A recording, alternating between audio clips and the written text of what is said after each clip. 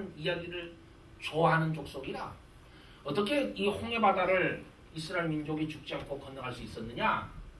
그때 당시 홍해바다는 이 무릎밖에 차지 않는 그 시냇물 아주 찰랑찰랑하게 흘러가는 시냇물, 즉 차봐야 어른 요 무릎밖에 오지 않는 그 물을 가지고 건너놓고서 홍해바다를 건넜다고 떠벌리는 기독교인들을 보면 내가 한심한 생각이 든다고 선생님이 아이들한테 이렇게 이야기를 했습니다. 그러자 그 중에 한 이 어린아이가 이렇게 혼자 외쳤습니다. 야, 그래, 하나님을 찬양하라. 그 소리가 교실에 다 들릴 정도로 그 아이가 그렇게 말을 했습니다. 선생님이 아니 너는 이 무릎팍밖에 안 되는 그 냇물을 걷는 이스라엘 백성들 선생님이 설명해 주었는데 무엇이 위대하고 말이냐? 무엇이 위대하고 무엇이 하나님을 찬양하라 하는 말이냐? 그랬더니 이 꼬마아이가 하는 얘기가 이스라엘 백성들이 무릎팍밖에 차지 않는 냇물을 건넜는데 어떻게 애굽 사람, 애굽 병사들, 애굽 마병들, 애굽의 그 군사들이 그 물에 빠져서 죽을 수 있느냐? 비록 무릎팍에 차서 이스라엘 백성이 건넜다 하지만 그 물 속에 빠져 죽은 애굽 군사들을 볼 때 이것은 하나님의 놀라운 능력이요 권세이지 않습니까? 아멘. 여러분, 하나님이 함께 하시는 일은 놀라운 역사가 있습니다. 아멘. 우리는 오늘 이 말씀 속에서 어떻게 우리를 도우시고 어떻게 동풍을 하나님이 불게 하시는가 하는 것을 보기를 원합니다. 첫째로 큰 동풍으로 하나님은 우리를 도우십니다. 큰 동풍으로 하나님은 여러분을 도우십니다. 21절 말씀에 모세가 바다 위로 손을 내밀진데 여호와께서 큰 동풍으로 밤새도록 바닷물을 물러가게 하시니 물이 갈라져 바다의 마른 땅이 된지라.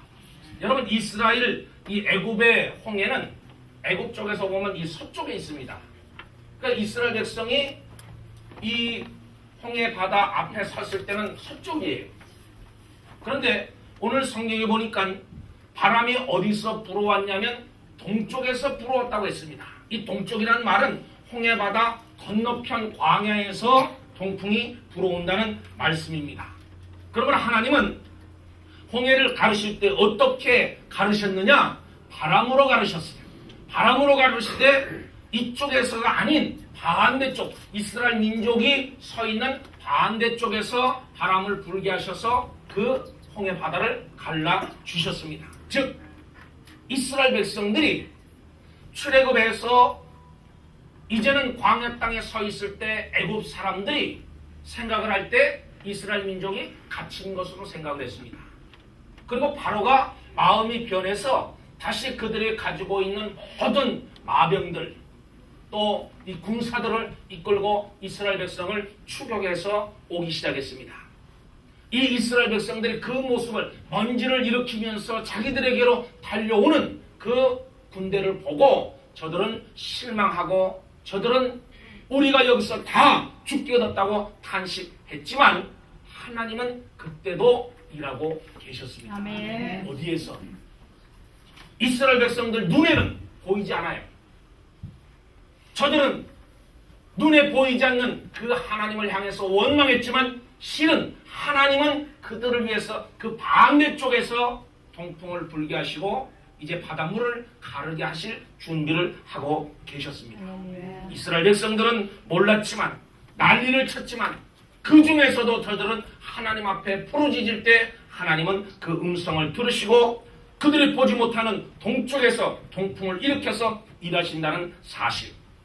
여러분, 내 눈에는, 우리 눈에는 하나님이 나를 위해서 역사하는 그 일이 보이지 않는다 할지라도 하나님은 주무시는 것이 아닙니다. 아멘. 하나님은 나를 위해서 역사하지 않는 것이 아닙니다. 내 눈에 보이지 않을지라도 하나님은 나를 위해서 준비하시고 아멘. 예비하시고 아멘. 나를 향해서 도우시는 바람을 불어주고 있다는 것을 기억하시길 바랍니다. 아멘. 하나님께서는 이스라엘 백성 가운데 동풍으로 역사, 하십니다. 내가 기도할 때 내가 하나님께서 응답을 주시면 내가 기뻐하지만 응답이 더디올 때, 응답이 더디오고 하나님이 도대체 살아계신 건지, 아니면 하나님이 내 음성을 들으시는 건지, 아니면 하나님은 너무 멀리 계셔서 내 음성조차 듣지 못하시는 건지, 우리는 때로는 의심하고 원망하고 포기하고 좌절하고 낙심할 때가 많이 있습니다. 그런데 우리 하나님은 내가 고요하게 부르짖어도, 고요한 가운데서 하나님께 외쳐도 하나님은 그 모든 기도를 다 들어주십니다. 아멘. 너무 멀리 떨어져 있는 것이 아니라 하나님은 내 속에 들어오셔서 나를 주관하시고 나와 함께 하시고 나를 도우시기 위해서 준비하고 하나님께서 동풍을 일으켜 주기 위해서 일하고 계신다는 사실을 우리는 믿어야 할 줄 믿습니다. 아멘. 내 눈에 안 보여도, 내 귀에 음성이 안 들려도, 내 손에 잡히는 것 없어도 하나님은 여러분을 위해서 예배하고 준비하고 계십니다. 아멘. 하나님은 우리가 보지 못하는 동쪽에서 동풍을 일으켜 홍해를 가르시고 계십니다. 분명한 것은 우리가 힘들고 어려울 때, 그리고 죽을 것 같은 상황 속에서도 하나님은 절대로 그냥 계시지 않는다는 것. 아멘. 하나님이 반드시 동풍을 통해서 여러분을 돕는다는 것을 믿으시기 바랍니다. 아멘. 두 번째로는 하나님께서 밤새도록 일하십니다. 밤새도록. 하나님이 홍해를 가르실 때 한 번에 쫙 가르치는 게 아니에요. 그렇다고 하나님이 능력이 없어서 한 번에 쫙 갈라지도록 못하실까? 아니에요. 하나님은 한 번에라도 홍해 바다가 갈라지게 만드실 수 있습니다. 그런데 성경에 보니까 21절에 보면 모세가 바다 위로 손을 내민 때 여호와께서 큰 동풍으로 밤새도록, 여기에 단어가 밤새도록 바닷물을 물러가게 하시니 문이 갈라져 바다가 마른 땅이 된지라. 그렇게 성경은 말하고 있습니다. 큰 동풍을 일으키셨고 하나님은 밤새도록 일을 하셨습니다. 그래서 바닷물이 물러가면서 물이 갈라졌고 바다 바닥이 마른 땅이 되었습니다. 세밀하신 하나님, 아멘. 우리의 생각을 초월하시는 하나님, 우리 가운데 거하시는 하나님. 여러분, 이 바다에 사신 분은 아실지 모르지만 한번 우리가 이 이야기를 그냥 쉽게 생각을 하면 한 200만이다. 장정만 60만이면 어린 나이 여자까지 한 200만이 된다고 신학자들은 추측을 하는데, 200만 명이 홍해바다를 건넌다 하면 그 폭이 얼마나 되겠어요? 뭐 한 줄로 서서 건너갔어요? 아닙니다. 한 폭이 200만 명이 지나간다고 하면 최소한 그 강폭이, 바다 폭이 한 100m는 돼야 됩니다. 그리고 또 이 이스라엘 백성들이 나올 때 그냥 나온 거 아니잖아요. 자기 양들, 소들 이런 거를 전부 재산을 다 챙겨가지고 이제 새로운 미지의 세계 저쪽과 끓이 흐르는 약속의 땅, 가나안 땅으로 들어가기 위해서는 자기들의 짐, 보따리 전부 챙겨서 아마 전진했을 거예요. 그러면 마차도 필요했고 사람들이 걸어가는데 이 강 바닥이 갯벌이나 이 질복하면은 마차가 굴러갈 수 없습니다.